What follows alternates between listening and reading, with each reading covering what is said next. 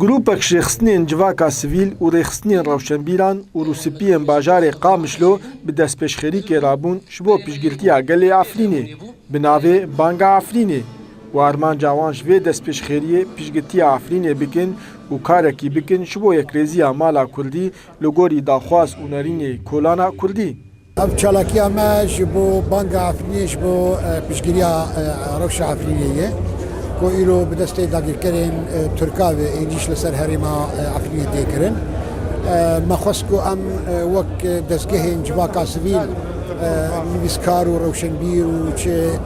civakên sivîliyê tevgerê dî hebe wek êl û eşîrên Kurda be ku tev di hev re em bikaribin piştgiriya Efrînê bikin. Ew pêşgirî wê bi gelekî renga be. Di vê komcivînê de pêşniyar hatin pêşkêşkirin şilayên kesên ku amade bûne ji bo mekanîzma alîkariya piştgirtiya Efrînê weka avakirina komîteyan, mîna komîteya alîkariyê û komîteya belgekirina ziyanan û komîteya ragihandinê û komîteya têkiliyan navbera partiyên Kurdî de. تركيز بيتر سرشي شيء وكو اسمها حركة كردينا بيك شما يخرزيا كرديتنا إيش عملته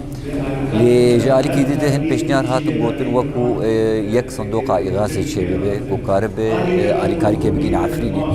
أب أزبيجن اقتراح خوش بو يعني إيرو أفكاري قد بكاري براستي جهة شهنازية وإما وقت بارتيا بيشورو أمير كيلاقي بسكن أمير دعم بكن ومساندة بكن تشيج مواري بخواستين جوا قبل فيليجنيج علي فيليجنيفا أم تخسير ناكن وأمير خدمة وادة بن أم كارب ليجا ناشي بكن جوا دعمك مادي يعني أم بكن دعمك إعلامي أم جوارة بكن أم خلقي بيبحثين أم توثيق بكن فاجرة أميجا ترك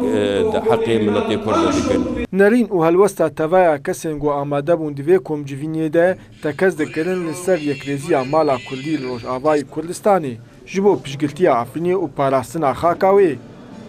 Dara Berekat, Kurdsat News, Qamişlo.